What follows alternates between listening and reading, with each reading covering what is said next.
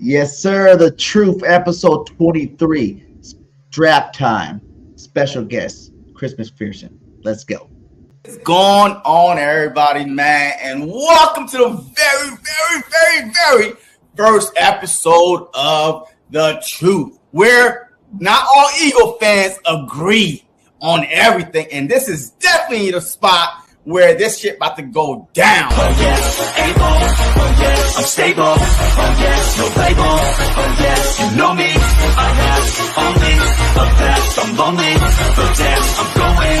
This is why we started this, because of you. We started I'm tired of listening to your, fantasy that you living in right now. Always talking about 17-0 until proven otherwise. BS! I'll be number one, working hella hard until I get just what I want, yeah. Rises like the sun, yeah. Fatal like a you know what I mean? Hey, I was pretty close last year. We could have easily won those 3 games. So I gotta get through it, and the only thing I know is to love what I'm doing. Right? Did not be ourselves those 3 games? Look, we lost. Never listen to the no's, I just wanna keep moving. Yeah, I put it lost. on the start, it's my only medicine, yeah. Everything I do, I'm just being genuine, yeah. I'm sick of being screwed, feel my own adrenaline, yeah. I do just what I do, and I hope you let me in. What is up? What is up, Eagles Nation? It's your boy BIRDGANG 31, and with this episode 23 of The Truth. How's everybody doing? Hope everybody's having a great day. We brought a special guest on today, guy. My buddy, your buddy, everybody's favorite Eagle, Chris McPherson. How you doing today, my guy? Also, before you start, JC is on his way. He's just running a little late, but how you doing today, Chris?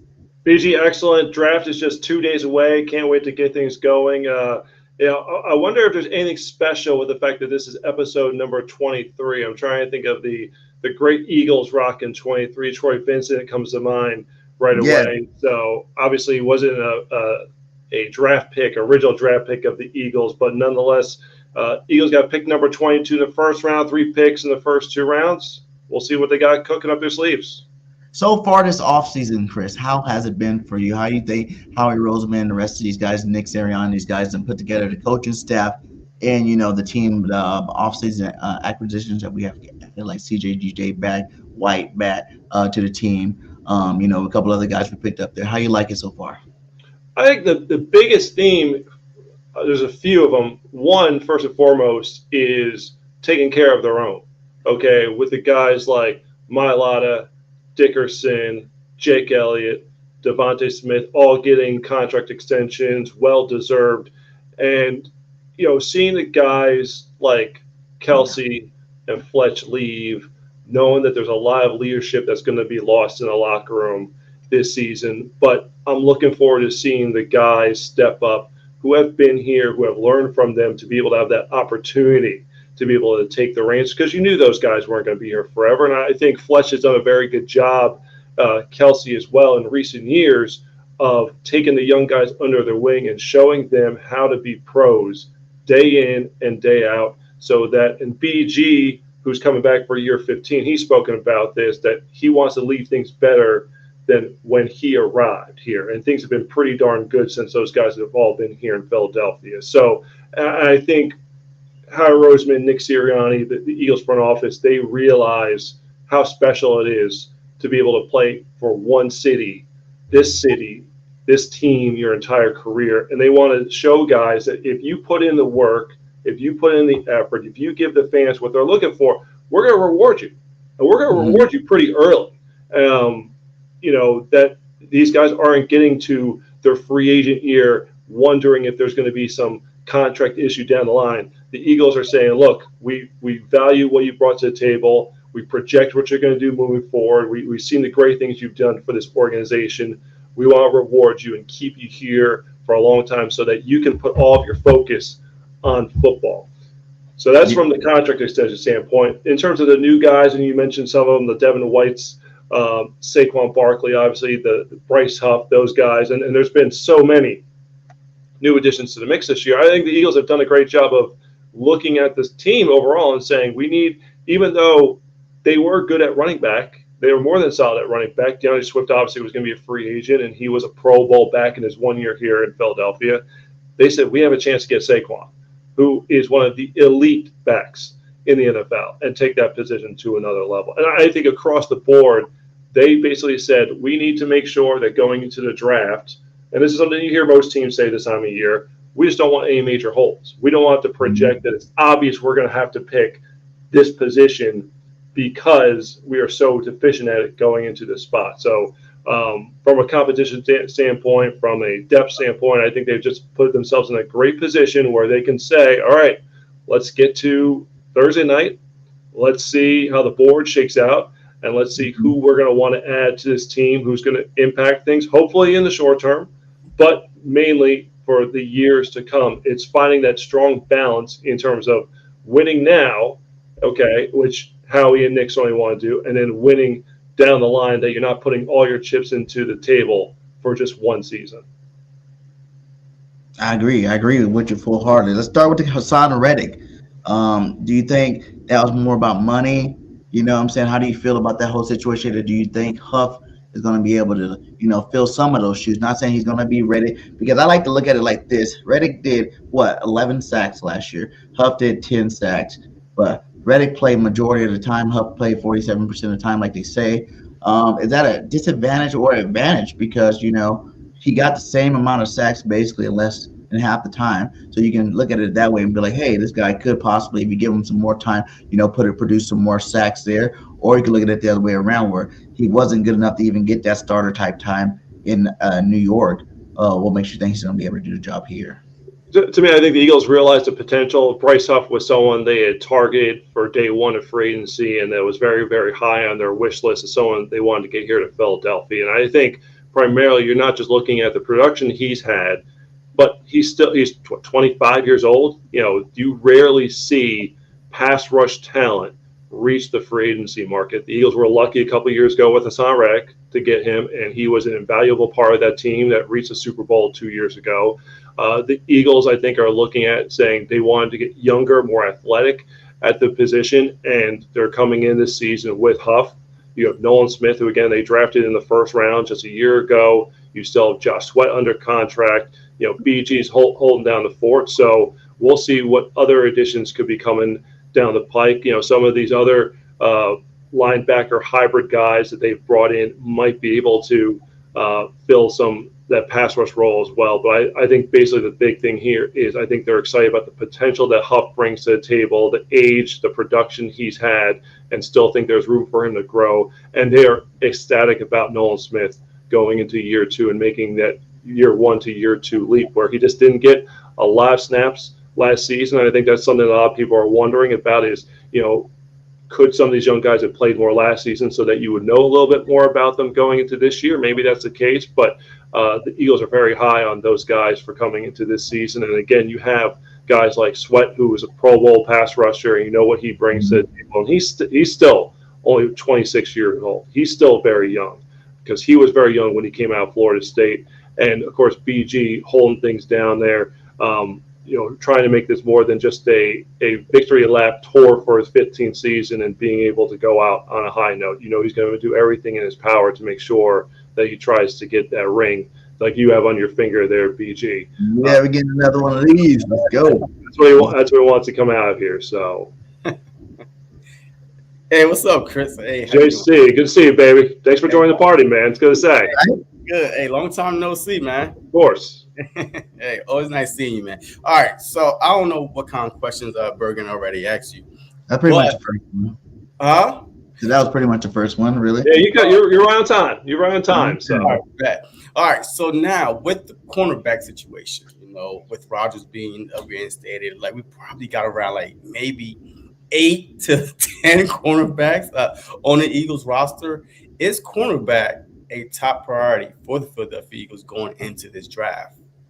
I think it's always a top priority. I think you look at Howie Roseman's draft history and you can say, all right, if you want to look at the offensive side of the ball, what are the positions that they're going to target and make a priority? And you can go from quarterback, offensive line, wide receiver. And you look at the draft history and it shows there. And then you look on the defensive side of the ball, D-line obviously is paramount for this football team, but cornerback is right there with it. You got to win along the lines and on the perimeter. So, I think the Eagles have 2 very good starters right now in Slay and Bradbury, but they are both 30 years and older. Okay, there is no question about that. Now, you do have a guy like Eli Pick Six Ricks, who the Eagles are excited about going to year 2. You have Josh Jobe, who got some experience last season. Isaiah Rodgers, look, Howie Roseman said that they did their work on him going into that 2020 draft, and he played with Coach Nick Sirianni in Indianapolis, but he's been out of football for a year, okay? So it's, he'll be able to come to the facility now. We'll see what he'll be able to bring, but it's going to be a question mark. But he's someone who has proven veteran experience on the outside. He's primarily an outside cornerback. You have Tyler Hall, who's a veteran who's going to compete at that nickel spot. That's obviously the spot they want to fortify. Avonte Maddox is back in the fold. So, like you said, JC, there's a lot of guys, a lot of competition right now. But the Eagles are in a good spot where it's not one of these situations where you have to say, hey, we have to go get a cornerback. If their guy that they want is there, or they feel strongly about moving up for a guy, that's great. More the power to them. But it's not something that they have to say, all right, we're just going to say, okay, here's our top 5 corners, and let's see how they come off the board. And the one that's left at 22, that's the guy we're going to get. And that's how I really feel about the cornerback situation. A lot of these cornerbacks, even some of the ones that we consider the top guys, it's not like the cornerback draft where you got guys going in the top 10. You know what I'm saying? The Surtains and those guys back in the day. These guys, everybody want, but these are guys we're looking at the end of the first round, 22, 17, and 18 somewhere. I don't feel like there's that one elite corner. That one shutdown for sure bet, you know what I'm saying? You plug and play, start that guy, on your football team. I think there's a lot of good cornerback play in here. That's why there's so many in that range. But I don't feel like you said before, we need to develop some of these players. We got Ricks, we got Jobe, what I'm saying? We got Rodgers coming, we got Ringo, from last year who played some decent minutes. We're going to mention him, of course. All these guys, we have never drafted another one to throw into that mix. I feel like will be kind of an overhaul. Why don't you wait, see what you got in that cornerback room before you move forward and go ahead and try to add another guy to it? And like you said, we got 2 good starters. I think Bradbury will have a bounce back season this year, because I think Bradbury was missing, safety play behind him. Our safety play was weak behind him last year when everybody's getting hurt. We just didn't have it. Having CJ back, Blankenship will be healthier this year. As we see Sidney Brown will be back this year, we can go and draft maybe, in the later round, one of these safeties to help, bring in some depth on that roster. But I think just having CJ GJ back and, Blankenship, at the tandem like he had the year prior, when he had his all-pro type season would be a big help for him. Yeah, I think with CJ, you're also missing the competitive fire that he brought. It's not just the playmaking, it's the attitude that he brought. He brought an edge to that defense, and that's definitely something that the Eagles were missing, no question about it last year. But that ball hawking ability on the back end, he tied for the league lead in interceptions, even though he missed like quarter of the season, even a little bit more than that after the kidney injury. So it's not just the playmaking ability and the experience back there, but it's also that competitive mindset, which I think, made him endear himself to the fans so much in that Super Bowl season, just because he just brought an edge of fire to that secondary that, teams, quarterbacks didn't want to throw anywhere on the field because they knew that he was going to be back there. Again, this is the number 1 pass defense, just 2 years ago with Slay, with Bradbury, and with CJ, patrolling the backfield. And obviously the Eagles love what they have with Reed Blankenship, and it's gutting about Sidney Brown that he suffered the injury in the last game the way he did, but he has been ferociously attacking this rehab. And not to put any timelines or anything like that, but, he's been, in the workout room every single day doing everything he can so that he can be ready for the upcoming season. So, that it's crazy when you see someone like a Bradbury who was he was an All-Pro 2 years ago. He was an All-Pro 2 years ago, but you need that pass rush. It's all got to come together, and the defense was, quite honestly, was just out of sync last season. I'm not telling anyone anything new from that standpoint. So you get Fangio in, you solidify everything, you've upgraded the talent at several positions, and we'll see what happens when it's on the ball on September 6th in Brazil. So let me ask you a question, Chris. What, like, in your mind, right? You're looking at the roster right now. Yes, Howie Roseman, he did some moves in the offseason, like one of the top spinners. What is the biggest need for the Philadelphia Eagles right now on this team? I don't know if there's any one particular need. I mean, it's pretty much you can go through the roster and kind of say, how is it that they can add competition at certain spots? Okay. I don't know if we want to go position by position, but, the Eagles, quite honestly, were one of the more talented teams last season. Okay. Everything fell off last season, but they quite honestly have fortified with a lot of talent. Now, there's going to be certainly questions going to the season. You're replacing a Hall of Fame center with Cam Jurgen. And I think the thing about Cam is I think he has the perfect attitude for it, where he's saying, I'm not Jason Kelce, okay? I'm going to go out there and be the dang best center I can be, but I know I'm not Jason Kelce, okay? I'm not going to be this great center. It's going to be this beloved figure and all that stuff. There's some huge shoes to fill, but I don't think he's feeling the pressure of it, if that makes sense. So I think he has the right attitude there. I think we're all excited to see what does Jaylen Htch do. He went from having that consistency, with the offensive scheme to once again now having to learn under a new coordinator, a new offense, and they're still trying to figure the scheme out and work all that stuff out. But at least you look at the bevy of weapons he has. Again, you've added Saquon Barkley to the mix. You've stabilized the receiving core. You've got great competition for that number 3 spot, okay, with Devontae Parker and Paris Campbell coming in here.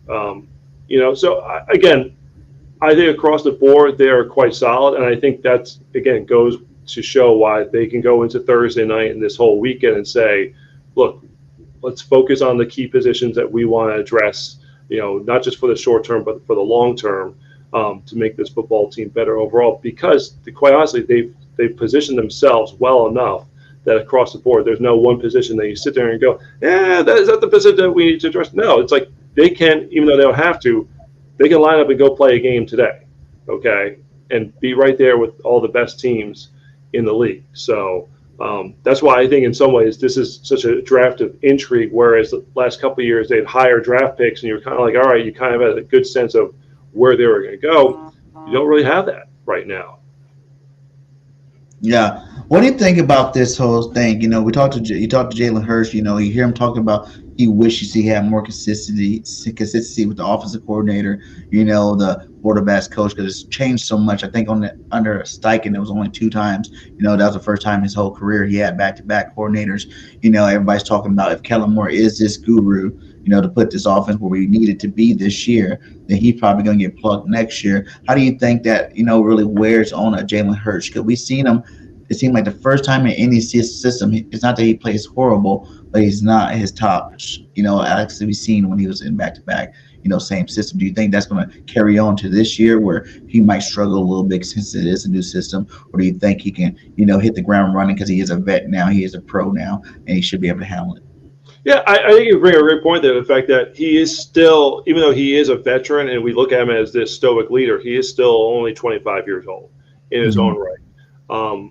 I think you do see some quarterbacks, and I think it's more so at least he has Nick that's consistent there. And this is going to be a collaboration between Kellen Moore and Nick Sirianni. This isn't just like Kellen Moore coming in and doing everything, okay? This is going to be a marriage of the things that they both do.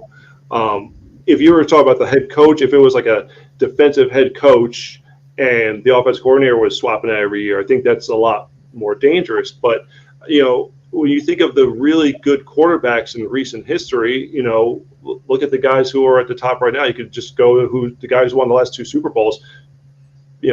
Maybe you could say Patrick Mahomes has had different offensive coordinators going from Bieniemy to Nagy and Kafka and all that, but it's like he's had Andy Reid. Okay, and I think it's very similar in that regard. At least you have the stability of the head guy. But I think there's something to be said for having that long-term consistency with some of the better quarterbacks we've seen, where you have at least, the same voice, or at least somewhat, some kind of structure and stability year in and year out. So I can understand why it's difficult for Jaylen, especially where there might be a little bit more learning going on this year. But again, it's a combination of, I think what's helped is he's seen what defense are going to throw at him. So it's having a better understanding of how to attack what he sees when they come at them.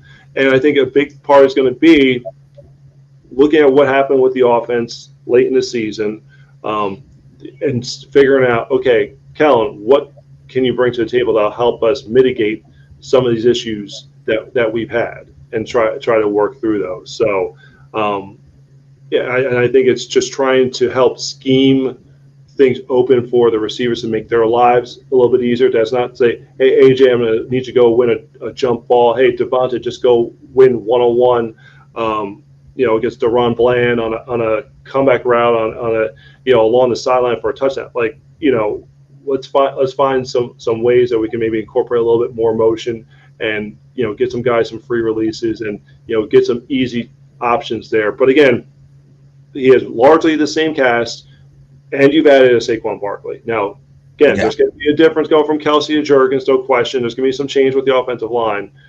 But you're adding a Saquon Barkley into the mix who has the receiving capabilities.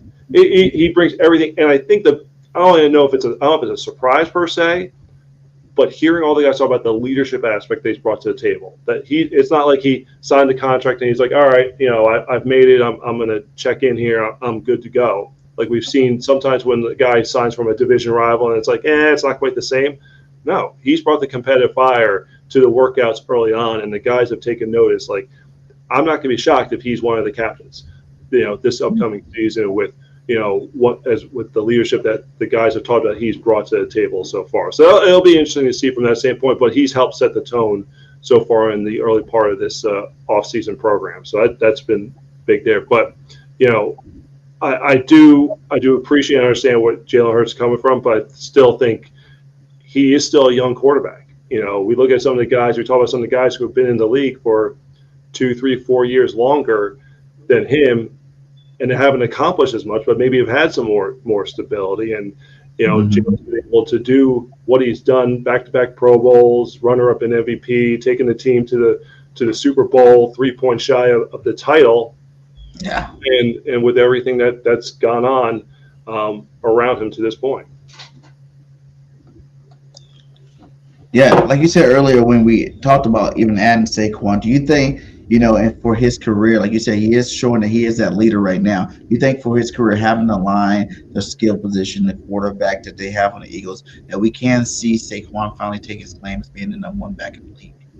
Certainly. I mean, he had what was arguably his most productive season in New York last season, but the team was just so terrible that it kind of got lost under the radar. It didn't matter at that point.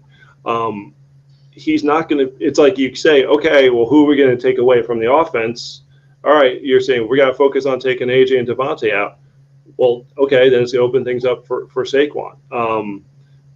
Again, it's also having someone with the receiving capability coming out of the backfield that the Eagles haven't really had. I remember Miles Sanders, his rookie season, I think caught 50 passes, and we were all like thinking, okay, that's going to be, if you get that like LaShawn McCoy, Brian Westbrook type threat out of the backfield, it's like, okay, that's going to be so hard to stop. But that almost never materialized after his first year. We haven't really had that with the Eagles since.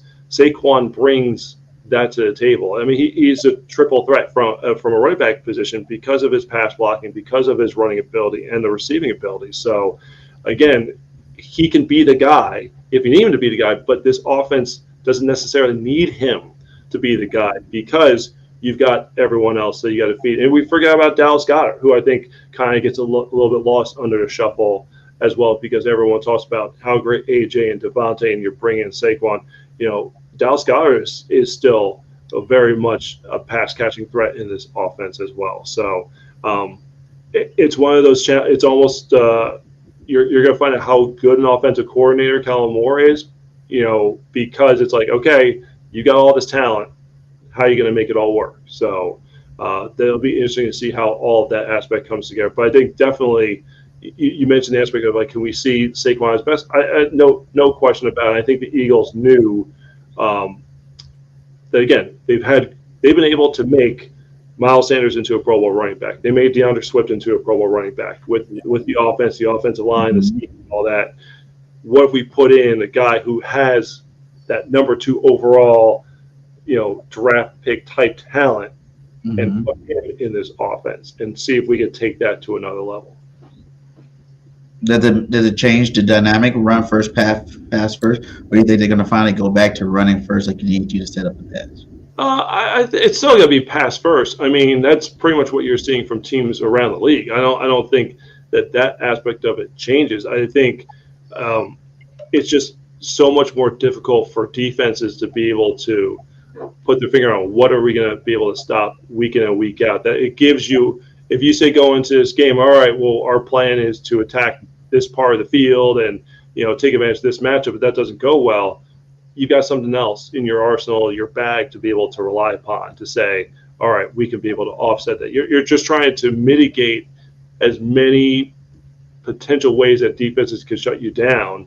And it's like you want to load up the box and stop Saquon. Well, all right, well, you got Jaylen's going to be able to get the ball to his receivers with limited coverage. I think the other thing that'll be interesting to see when you look back at Jaylen in his MVP type season, Super Bowl season, and last season was how they attacked the middle of the field.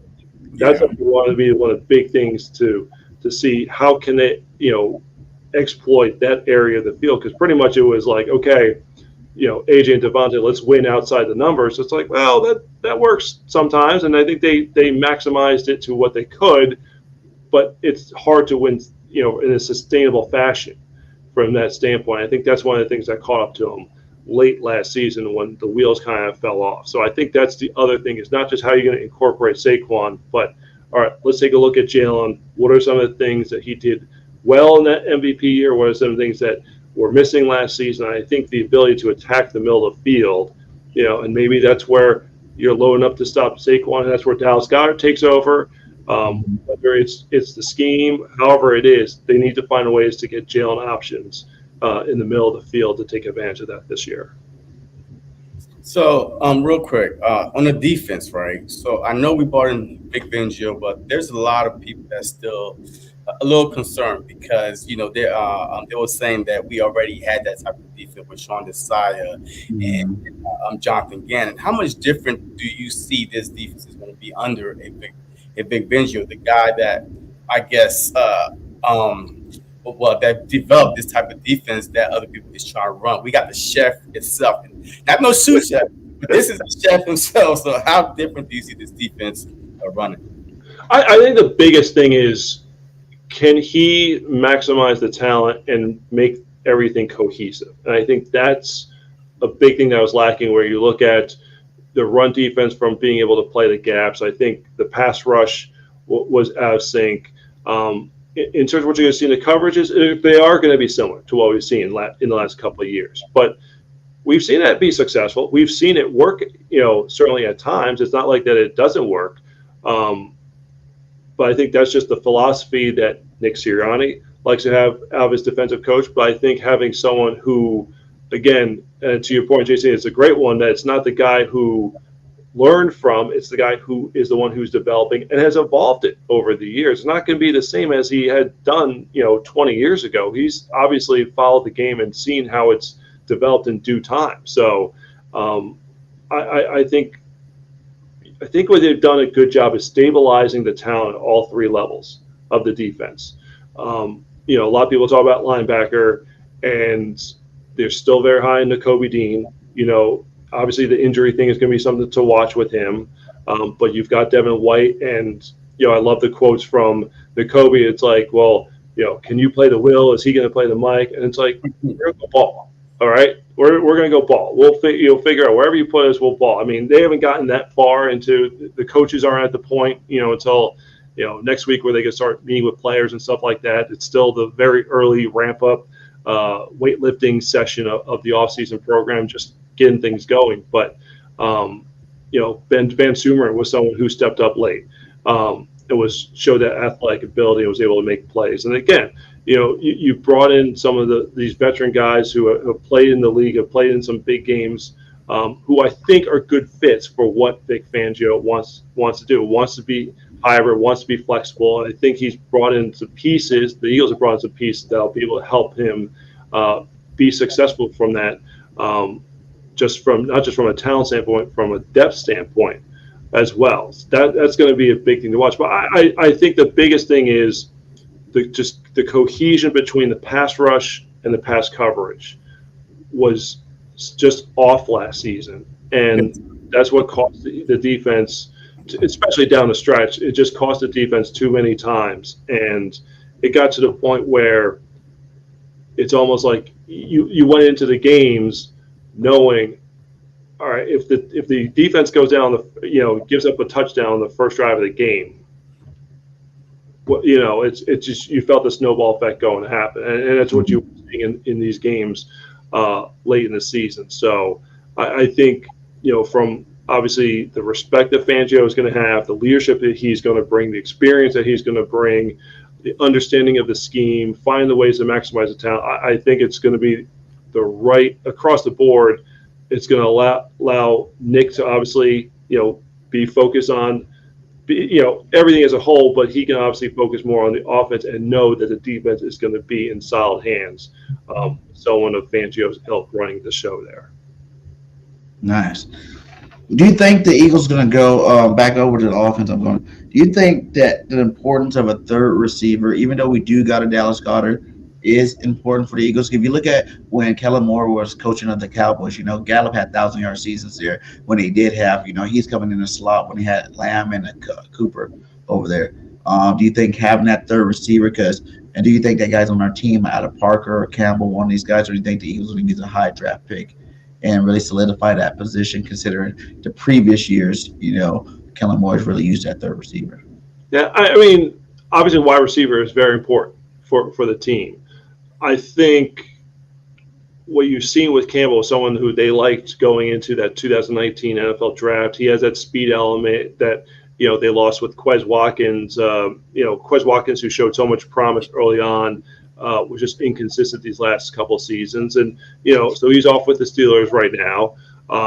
Devontae Parker had his best game of his career against the Eagles in that Miami upset. I think it was the 2019. I think that might be the 2019 season in its own right, where it went off for like 150 and 2 touchdowns. He brings a more physical element to the position. So I think that's going to be something to watch. And I'm not going to rule out Britton Covey because he's someone who is, has that elusiveness with the ball in his hands.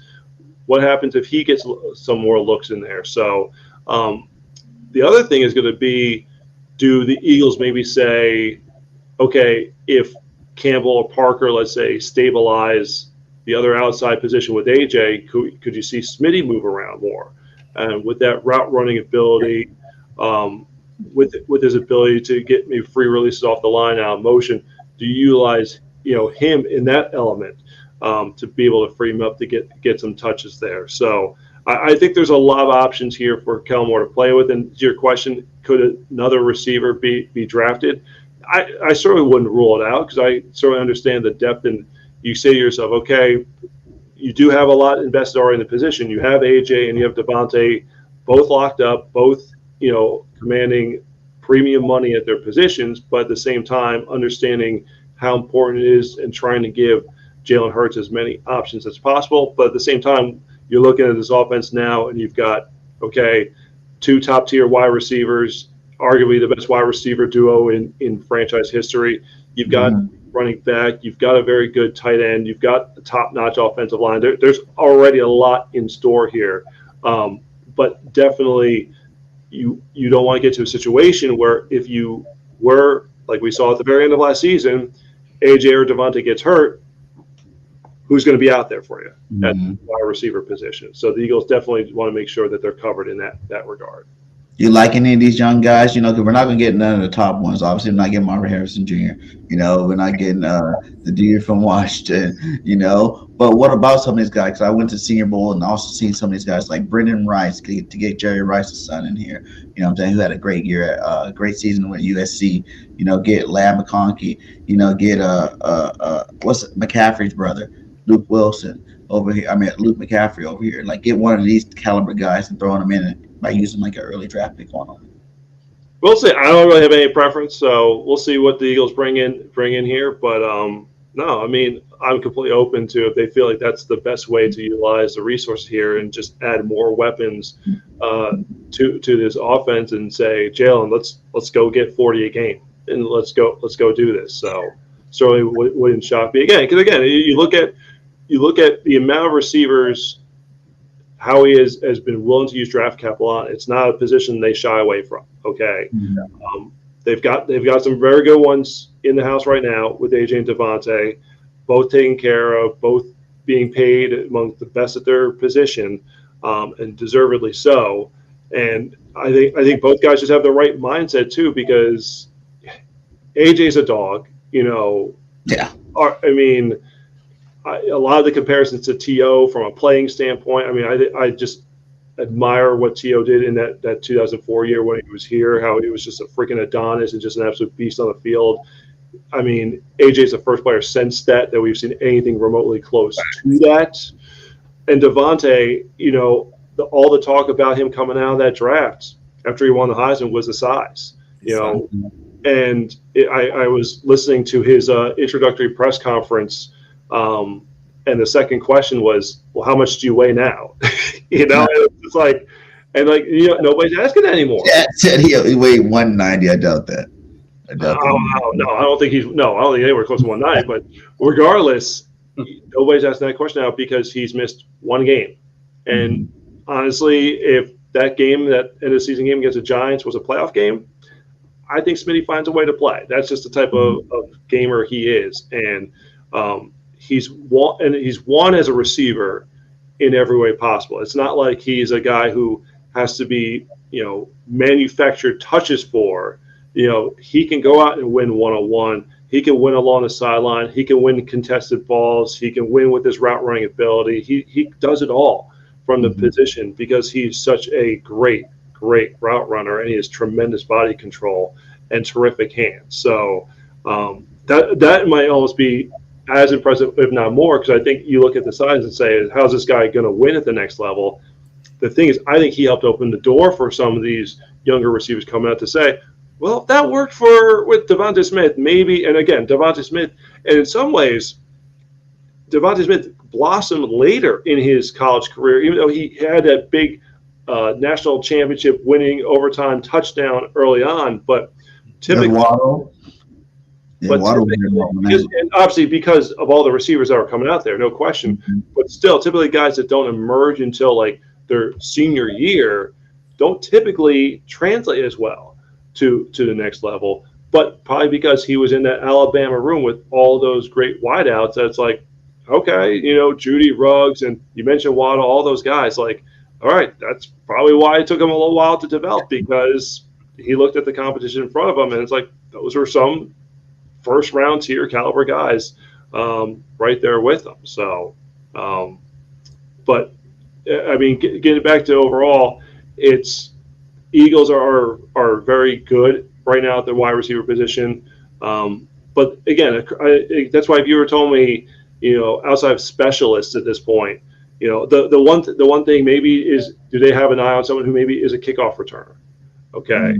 And, you know, from that standpoint, that could be the possibility there, because the kickoff rule is going to, you know, impact things this year. So it'll be interesting to see with teams across the board how they address the kickoff return position. Isaiah Rodgers does have some experience. He did have a kickoff return for a touchdown as a rookie in Indy, so I know he brings that element to the table. So that's something to watch. But yeah, that's why some of this is going to be fun to see how the teams are adjusting to that. But you know, again, like I was about to say, is outside of specialists, it's like kind of like I can understand if the Eagles add any position, because maybe you're just looking at short-term depth, or you know, someone that they eye down the road developing into a really, really good player, but they just don't want to pass up on, and they're willing to say, all right, we can stash him for a year and then let him grow and develop into what we think he can be. So offensive line, all right, Lane Johnson, right? He's going into his 11th season, obviously. So almost every year you might as well pencil him to miss a couple games. So, I mean, do you think that the Philadelphia Eagles should kind of like prioritize drafting a right tackle, or do you think that Steen, you know, I mean, it's rumored by us fans that he might just move to right guard, you know, or do you see Eagles drafting another right guard for that position? That's interesting. I mean, so right now, I mean, Cam Jurgens kind of let the cat out of the bag when he talked about the offensive line locker room setup, and that's been pretty much how the case has been. So it's very interesting that Steen has already been placed in that right guard spot, and Steen showed a lot of promise. He showed a lot of power in the run game as a rookie last season. Cam Jurgens was so technically sound. I mean, he won the job, and quite honestly, I don't really think it was much of a competition at the position. But Tyler Steen was a 3rd round pick a year ago, and has that guard tackle flexibility. So it's someone who, a lot of people are saying, well, if the Eagles draft an offensive lineman high, well, he could play right guard and then move out to tackle. In theory, yes, you hope that works. It's not that easy with every single player. Yeah. But maybe they are thinking that Steen is going to be the guy, long term. Landon Dickerson, I think, was originally drafted as the Jason Kelce replacement, but he just played so well at left guard that we'll just keep him there with Mailata. That's set, and then we'll just draft the next guy next year. So I don't put anything past Lane because he's still playing at the top of his game. He still has the fire and the competitive willpower to want to be the best, which is so impressive to see going into his 11th season. Even though he could have a WWE career, as we saw with his WrestleMania TV. But nonetheless, I think that's one of the positions that a lot of people, the mock draft communities, figure, okay, Eagles are going to think about the long-term answer at right tackle. But I feel like it also goes back to like Jason Peters. I think like a handful of guys were drafted to be Jason Peters' replacement, and Jason Peters like, nah, bud, you can sit on the bench and go elsewhere. There's not gonna be a spot for you. And it seems like it could be like that with Lane for a bit here. But yeah, I mean, certainly that is a possibility that the Eagles may say, okay, let's draft an offensive lineman high, because they are want to do that regardless. Even though they have the depth every year, it seems like they're taking an offensive lineman within the first or second day. And maybe it's not even to say play guard right away. Maybe you say Steen's your right guard, but let's just have a solid backup answer at right tackle, because we go back to the Jets game last year. You mentioned JC, the risk of Lane missing time. You go to last season when Driscoll had to go in there, and Driscoll's had some good backup reps in the past, but he didn't play great that day against the Jets. And maybe you just want to say, and Driscoll, he moved on in free agency. Maybe you want to say, all right, we want a guy who we know, if we feel really good about Fred Johnson being your backup left tackle, maybe we want a guy we want to feel really darn good about being your backup right tackle. And we're perfectly fine with that if that's his role for the next 1-2 years before Lane steps aside. Or even if you like Steen, I like this Powers Johnson. You know what I'm saying? 328, 6'3", big, mauling center. Maybe if you do like Steen, he can play that tackle spot. You room him there. You give him competition with Powers Johnson for that, guard spot. And then you let it play out from there. Like if Johnson wins, and you can move Steen out to be that backup right tackle until Lane gets done. Yeah, I mean, Statlin's he's a guy who will say, he'll tell you what he wants. He'll tell Howie, these are the guys that I want. He has his process of trying to determine. I mean, you go back to Lane Johnson, Statlin was told, find our tackle of the future. It was basically told going into that draft in 2013, look, find us our guy. I don't care who it is. That was, I think, what the Eric Fisher draft. Deion Jordan was the edge guy who went one spot before to Miami. I can't remember the other offensive lineman who went before Lane, but Lane was the guy he wanted. So the Eagles were thrilled when he lasted to the 4th pick. They sprinted to the table to put that name in because that was the guy who Statlin wanted. So Statlin's got.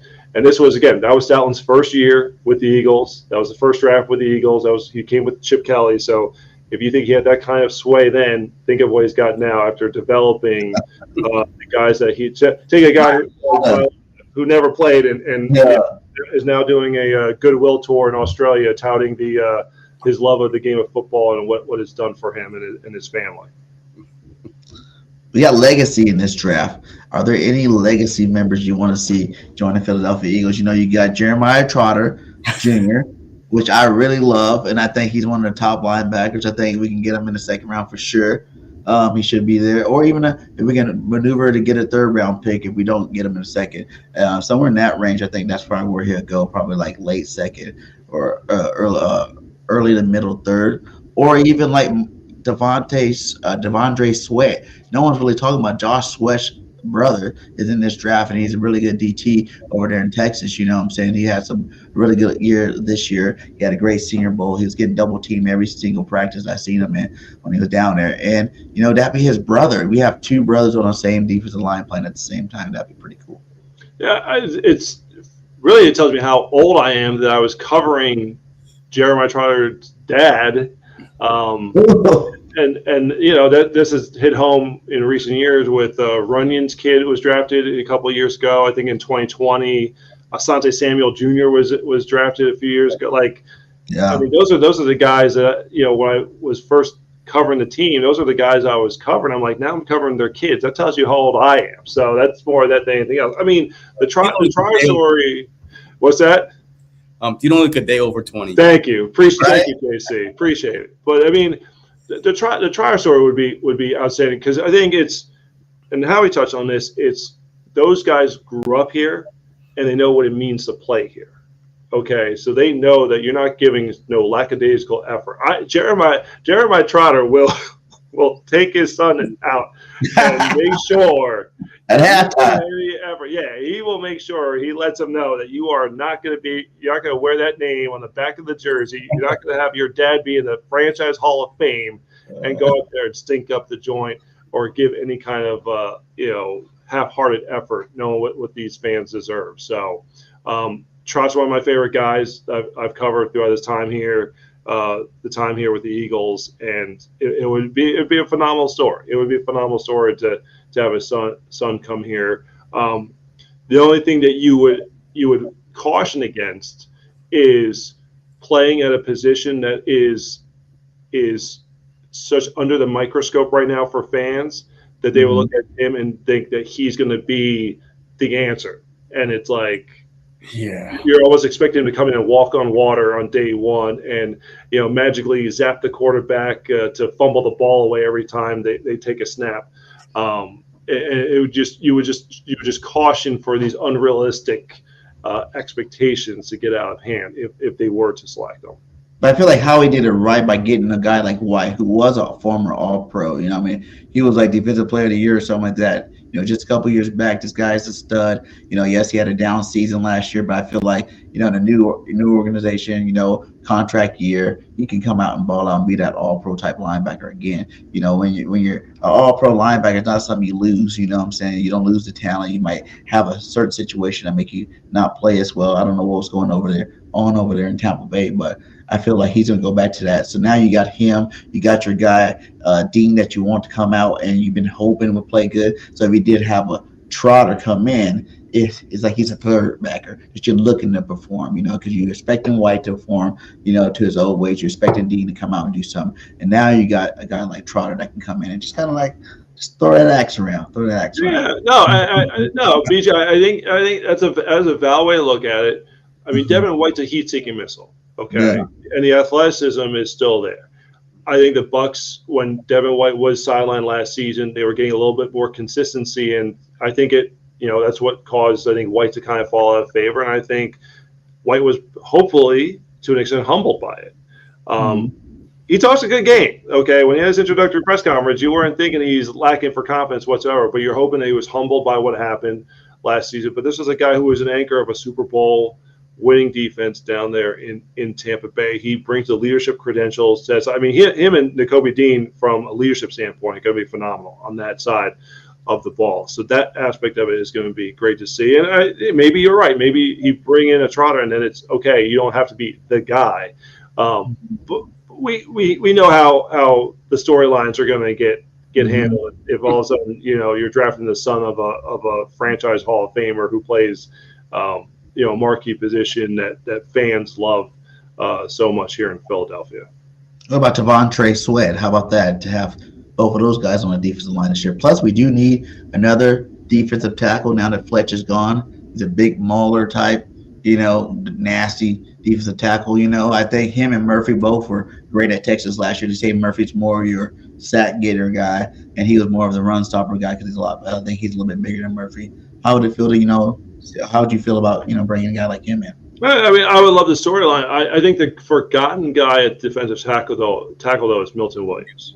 Okay, he is the veteran in that room right now, and the Eagles are looking to him to be okay. Obviously, that Jordan and Jaylen were the first round picks, and you're expecting Jaylen to have a monster second season and all that. You're expecting Jordan to build upon what he was able to do last season, but Milton Williams has been quietly, sneakily productive each last couple seasons, and I think there's humbleness to his game that kind of flies under the radar that doesn't go unnoticed by the coaches or his teammates. He's a guy that comes in, puts his head down, does the work, and doesn't get the accolades, doesn't get all the flash or anything like that Jalen Carter does.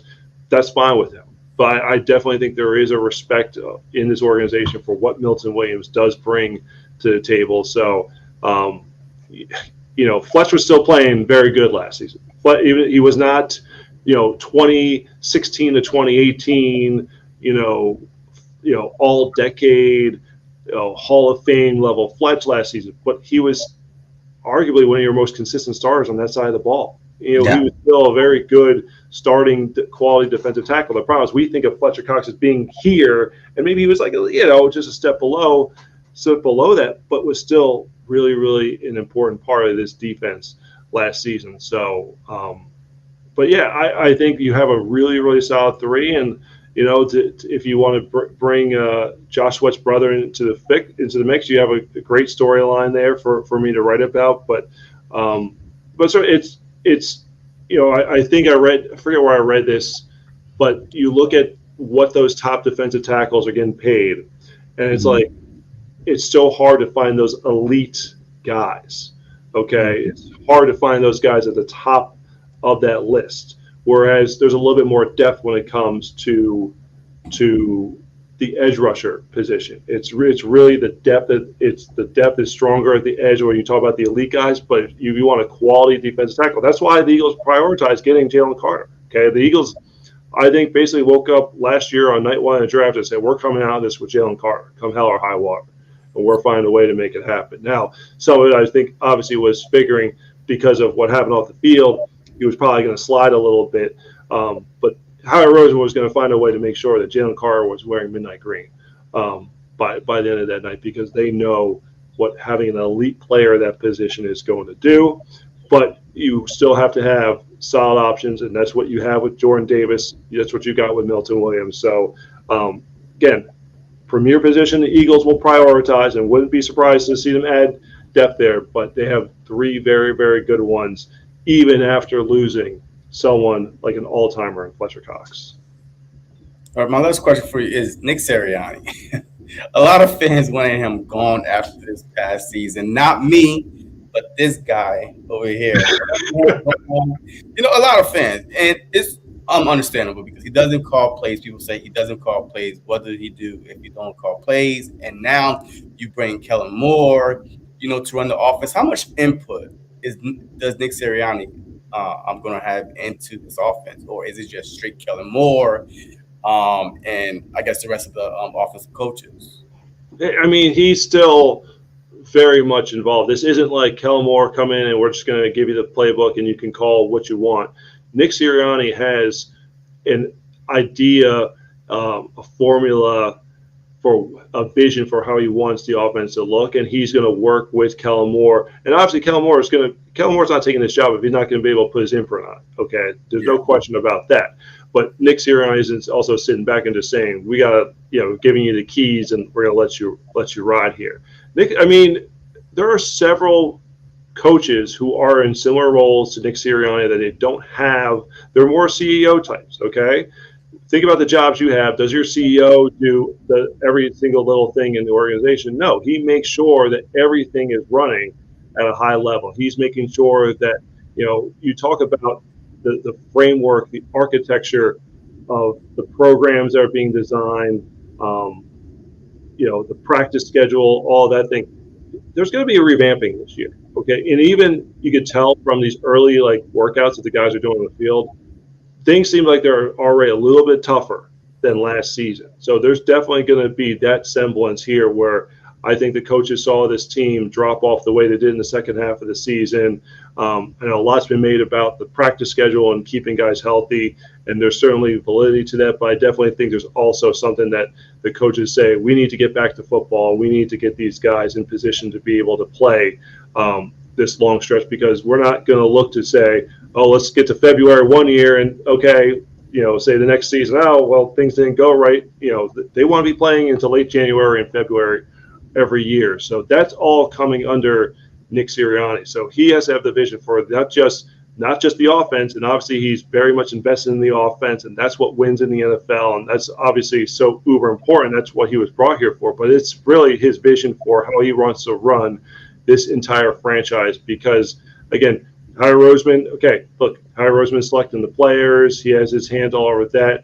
He has his hands in several facets of the football operations department, the training staff, strength staff, all that stuff. All that's under his purview. But, Nick Sirianni is coming in and saying, okay, well, how are the practices going to look? How are these schemes going to look? He has a vision for how he wants his team to play, and it's his job to communicate that through the coaches, to get that detailed into the players, to be able to see that come to fruition on Sunday. So the way the team performs this season is going to be on him, and he's going to be under the microscope. But you can't discount a guy who got you to the playoffs 3 straight years, first 3 years on the job, got you to the Super Bowl in year 2.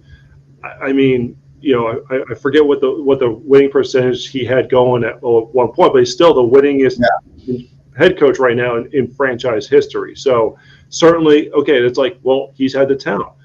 Well, you look at all the great coaches, and yes, they had talent to work with. Of course, it's being able to maximize that talent and see that all the way through. So I certainly think the Eagles, Jeffrey Lurie is very, very good at not getting caught up in the emotion of the moment and realizing, okay, at the end of the season, you need to step back, because if you just go by how the season ended, okay, it could be positive or negative. It could work for you or against you. He's very good at, and he's been around long enough to say, let me take a step back. Let's see how everything played out, what got us to this point. And then, Nick, what's your plan moving forward? Okay, that's what it's going to be. That's what it really comes down to. What is your plan to get this thing turned around? And Nick Sirianni, being the CEO, was able to sell his vision to make this happen. They brought in a top-notch coaching staff. We'll see the impact that they have, but you look at the experience that they bring to the table. You look at what Moore's offenses have done. You look at Fangio's defenses have done over the years. They've set themselves up quite nicely. Howie Roseman did his thing in the player personnel side, getting talent around him to make sure that they had depth at all the key positions.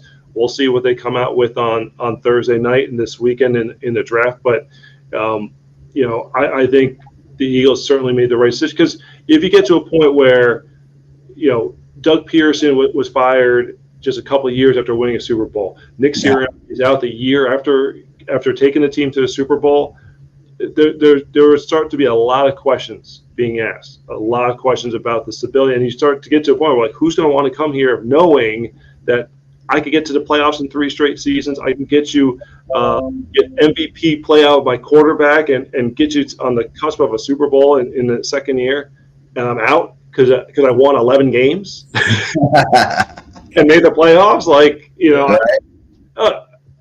was even. The thing was, even when they were 10-1, okay, it was getting to the point where it felt like being at like a Georgia, at an Alabama, where it's like, if you don't win by 20 points, okay, it'll feel like a loss. Getting to that point during last season, but it's still, at the same time, it's like, it is really, really hard to be a consistent winner, and there are so many teams that would just yearn for the 1 year. And Nick Sirianni has gotten this team to this point. Now, he's facing his most difficult challenge of, okay, the way this season ended, how are you going to be able to bounce back from that? And but I think even losing guys like Fletch, even losing a guy like Jason Kelce, there's enough leadership in the locker room, there's talent in the locker room, that this team can separate itself from what happened then and get restarted here in the offseason and work towards getting back to the way that they had been when they made a huge run to the Super Bowl and then won, 10 of their first 11 games to start the 2023 season. Did you think it was premature last year when he switched to defensive coordinators? Because we were only 10-1 at that point. To do that, in the middle of a season, do you think that's kind of premature as a coach? He kind of overreacted with what's going on. Because the pressure of Philly, like you said, the pressure of Philly, you hear the fans barely winning. You want to make a big splash. And he obviously did not make the right decision because that was horrible. Yeah, I thought a lot about that. I mean, he certainly must have felt like at that point, that's the one move I can make that's going to salvage things. Yeah. And you can I'll compare it to the Philly special in the Super Bowl. Okay, the boldest call of them all. 4th down, you're facing the vaunted Patriots in Super Bowl, and we all know what happens. We all know Nick Foles pulls it off, gets a touchdown, and the Eagles win, and that play is one of the greatest in NFL history and all that. What if that play didn't work out? And I get that it did, but that's always that thin line where if that doesn't work out, how are we looking at that? That's the reason they lost the game, because they made a dumb call to try a trick play at the goal line. I think, and not really knowing personally what the situation was with Desai and the players behind the scenes, but Sirianni must have felt that it got to the point where I've got to make a move here. I've got someone who I trust, who I think is a veteran coach in Patricia, that I could say, let's turn it over and see what we got. And probably was feeling, worst case scenario, things fall out, but maybe Sirianni was like, this is probably where it was heading anyway. And at least going to try to salvage something while we're in a winning position, instead of wait till the wheels start falling off and then all of a sudden everything really comes undone. So obviously he'll tell you it wasn't the right call, but maybe at the end of the day, they just didn't have a better option at that point and realized they needed to go get an upgrade in the offseason. And I think they've done that, getting Vic Fangio in here. Hey, thanks for your time, Chris, man. Make sure you guys go follow Chris over there on Twitter, right? That's what you're on. You're on Twitter. You're not on YouTube. You're only on Twitter, right? Twitter, CMAC Eagles. You can find me there. I saw some of the comments. You guys toned it down for tonight. So, it's funny. Well, it's funny. You watch the intro, and JC looks like he's ready to put on a helmet and go run through a brick wall. So, JC only really gets mad at me. Hey, he's so unrealistic. One more before we get out of here. Jason Kelce, we know is a Hall of Famer. Jason Kelce, we know is a Hall of Famer. Definitely going to be an Eagles Hall of Famer. Now, Fletcher Cox, I believe that for sure Eagles Hall of Fame, but do you see him being NFL Hall of Famer? He's got a very strong case, because one of the things that they look at, and he has the Pro Bowls, he has an All-Pro, he was All-Decade. All-Decade and winning a Super Bowl are two really, really good things to have in your hat. And I mentioned this earlier, that period from 2015, 2016 through 2018, Aaron Donald and Fletcher Cox were, maybe throw Geno Atkins in there, but those were the three best defensive tackles in the game for a period of time. Fletcher Cox had double-digit sacks as an interior lineman. The resilience he had, his durability, the word we're looking for, he had was out there. He's got a lot of good things in his favor, but I think the All-Decade one, that's usually pretty strong when it comes to the voting standpoint. But I mean, he was a very, very good, very consistent player during his time here. It's not the sexiest of positions. So if you can make yourself stand out at that spot, and I think most, during those years when teams were game planning the Eagles, it was we got to start with 91. We got to make sure that he does not mess up this game, that he doesn't just crush the pocket and give us no chance to get anything going on offense. So he was that type of player for several years. So he's going to have a very, very strong case. It's going to be interesting to see, right off the bat, you're going against Aaron Donald 5 years. Yeah. That same year. Throw two in at the same time. Yeah, so but I feel like he might be like a second ballot. Maybe that second. Which again, like that's a bad thing. It's almost like okay, it's not good enough to be Hall of Fame. Oh, well, if you're not first ballot, it's like you're nothing. Like I think Deion was the one who I think argued there should be a Hall of Fame for the Hall of Fame. Well, then what are we doing here? And you guys are letting too many people into a mission. I get the point he's trying to make that, like, okay, there should be like the GOAT section or something like that. But it's like that's what the Hall of Fame is supposed to be, just the best of the best. So, I think he's got a very, very, very good case. But it'll be interesting to see how that discussion goes 5 years from now, when obviously Aaron Donald, who's a no-brainer, no doubt Hall of Famer. But does Fletcher Cox get any traction going in at that time as well? All right, man. Well, thank you very much again for your time. We'll let you get back to your duties, and thank you for coming on to Truth with me and JC Sports Talk, man. JC, any last words for you, buddy? Nah, man. Hey, Chris. Hey, I appreciate you, man. Always, man. I do gotta get you back on again. I miss you, man. Hey, you was part of my family, and then I dropped off. But don't worry, Chris. We're gonna do it again, man. We back. That's what you always say. That's how family always is. Family always says, "Oh yeah, we're gonna get together soon," and then it's like 6 months later. Oh yeah, didn't we say that before? So, but it's gonna be Eagles season soon enough here. So, and I don't know. I know obviously BG, you're not here right on the East Coast. The other teams aren't really helping Philly right now, so they might need the Eagles to serve as a bit of a distraction. So. Even though the first game is still months away. So now look, let's enjoy the draft, see what happens, see what Howie's got rolling up his sleeve, and now we'll definitely jump on and chop it up a little bit down the line. All right. All right, buddy. Do you know when the Eagles ticket for Brazil dropped? I bought my plane ticket already for Brazil, by the way. So I'm just waiting for the Eagles ticket. So I mean, any rumors when those tickets are gonna? I have not heard on that one. I know that on our website that we have the spot where you can reserve your spot for them. That's through, but I think those are like the those party ticket travel plan type deals. Those are available if you go to PhiladelphiaEagles.com right now. But I've had people asking me the same question, and I've been waiting for an answer. So it's one of those, when I hear type deals, like I'll let you know, but I've not heard anything on those tickets yet per se. So I'm sure that's all going to come really soon. But the thing is, it's like a 40,000 seat stadium. It's not as big of a stadium as a typical stadium. So we'll see how it is. Okay. Right. But you're already going, man. I was gonna say, I don't even know if I'm gonna get you. Like that, he done busted out the ticket already. He already got the ticket. I'm sorry, I already bought our plane ticket to Brazil. So I mean, there, man. You're going. Right, it's the thing. I've had. People I've talked to have said they want to go. You want to go to Brazil. Obviously, Brazil is like a funnest gonna be place. Yeah. Why not go there with a bunch of Eagles fans, that are going to take over the place at the same time? So that aspect of it is going to be fascinating. It's going to be a wild time. It's going to be a wild time. So, and it's the Packers, and the Packers game. It's fun. The two teams that they got playing this game. The matchup with Jaylen and Jordan Love. I mean, the Packers were exciting last season. It's a hell of a way.